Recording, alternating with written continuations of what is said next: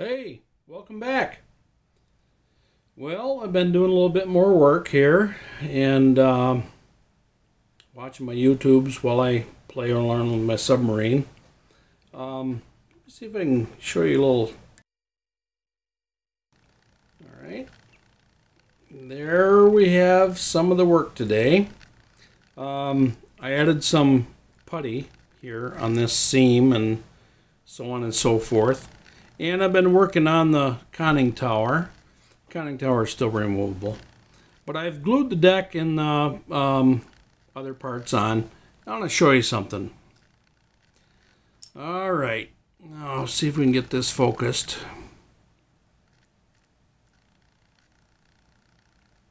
Alright. Here we go. This little part right here. Let me see if we can get it focused. Come on, let's focus up. Come on. Well, what it is a hatch. And I only put this blade here just to give you a reference of size. And that little pot liquor hit the floor 3 times between cutting it off the sprue and getting it in place. What a frustrating subject that was.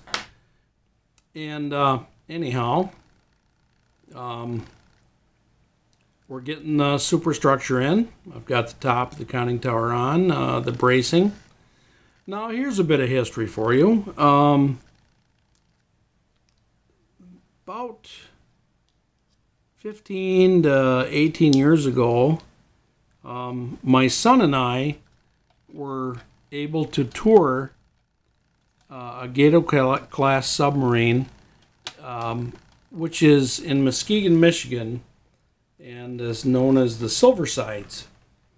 And we came there after the season of touring was closed and all that kind of stuff.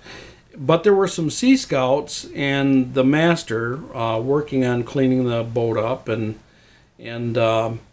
doing some just basic maintenance, you know, cleaning and so on and so forth. And he let us go on the boat. And so we were able to get on the Silversides, which looks a lot like this, just a different manufacturer. You see, Gato boats were built at least in 3 parts of America. Electric Boat is in, I believe, Connecticut. And then there was Mare Island out in California. And then they also built boats of this class and the next class in Manitowoc, Wisconsin. Now, I live in Manistee, Michigan, which is about 60 miles straight across the water to the west. And they have a boat there, I believe it's the Cobia. And so anyway, getting back to it, I kind of get lost in my stories. I've had a chance to tour the Silversides twice. My son and I were able to get on it with the Sea Scouts and their master and all that stuff, and the guy said, hey, just go take a look. And so we were actually able to go right on up into the conning tower, which, if I lift this up, the conning tower is a separate pressure hull above the pressure hull. And this is, somebody might call it the attack center. In there is a helm so that they can steer and drive the boat and all that stuff. And they can also, they had a sonar repeater, all their depth information, and of course that's where the attack periscope was. And there was also a torpedo computer, the TDC, they called it the torpedo, I don't know what TDC stood for, I guess.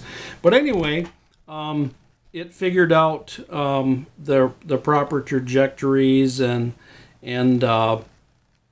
depths and distances and and it fixed their firing solution.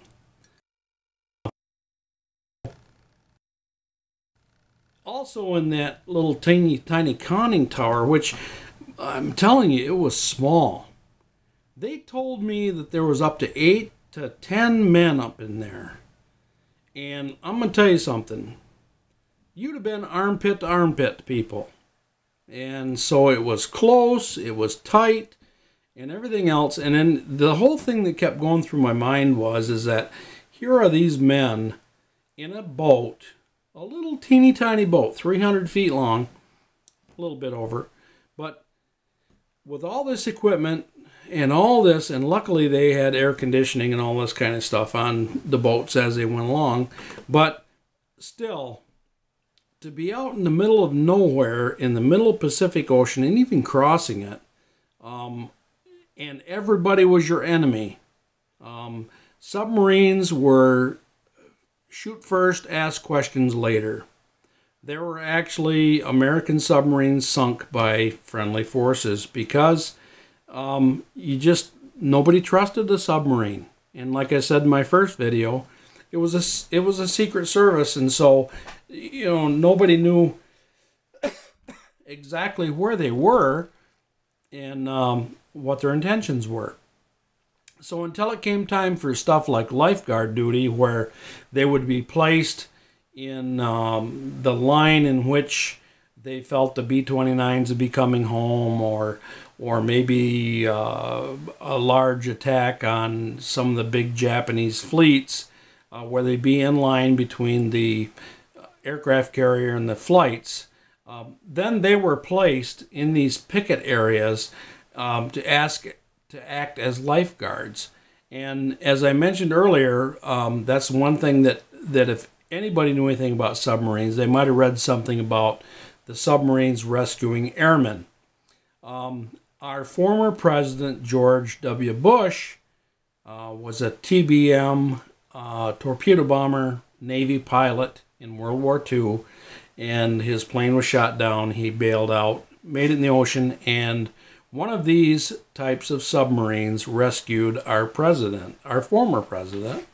And so they were very useful in what they did. Primarily, when they got into business, they were all about sinking anything Japanese. Right immediately after Pearl Harbor, one of the admirals, and I don't know for sure who it is yet, I'll have to read it up, but he said unrestricted submarine warfare. Our men were not prepared for this because they'd been trained. This is called a fleet submarine. They were trained and drilled that they were going to be part of the fleet in a matter of scouting ahead, protecting, and so on and so forth. And so when unrestricted submarine warfare came into the genre of the time, they had to make it up as they went, because now they were just in the business of shutting down the Japanese, whether it be sinking tankers full of oil, troop carriers, troop ships that were meant to reinforce areas in which the United States wanted to halt the Japanese advance, or whether it be going head-to-head with Japanese military ships to just reduce the effectiveness of the Japanese Navy. The silent service, the United States Navy in the Pacific, thousands of miles from home, lived in these little stinking boats and prosecuted the Japanese to the best of their ability.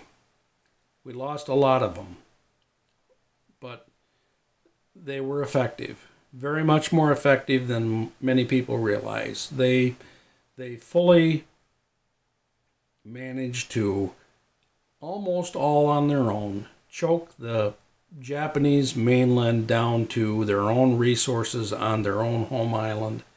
And I'll tell you what, I hate to say it, but I gotta say it. These guys had balls like you would not believe.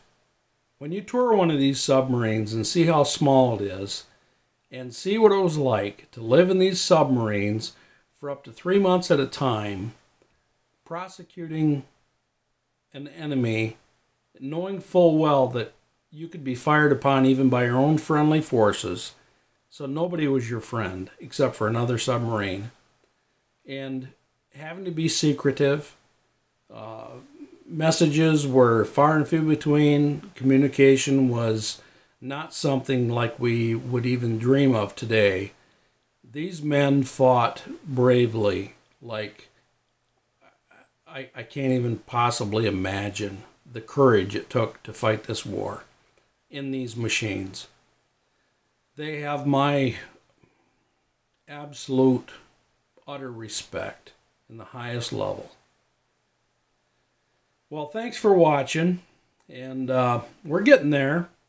I guess I didn't mention, other than the putty work, before I glued the deck on, I used my airbrush and some black paint, and went inside all the sealed up areas. After I did it, I almost feel like it's silly, but I didn't want to see anything inside the submarine as reflective of anything. I just wanted it to be black. And like I said, when I toured the Silver Sides and got a chance to look through all the limber holes and everything else, everything inside the submarine is black. And so I'm going to be painting this and finishing it in a kind of a blend as far as what I have seen by touring a World War II era submarine, and from what I've seen on videos and read in books and so on and so forth. I'm going to try to make it accurate. I want to weather it. I've seen some tremendous videos on weathering from a variety of people, and I want to do the best I can to present it as something that looks like it's been out in the sea for 3 months. And I appreciate your support. I thank you very much for everyone that's supported the modeling community on YouTube. It's an amazing, wonderful thing to see. And there's so many things you can learn, and it's just really, really great. So anyway, thank you for your time. If you've watched this far, I appreciate it. And I ask you to subscribe, and please comment, because I do enjoy your comments. I try to answer everyone I can, and I'm not really that busy. I'm retired, so what other things have I got to do? So, still trying to get over a cold. Sorry about all the snuffling and coughing. But you have a good night. And thank you again for watching.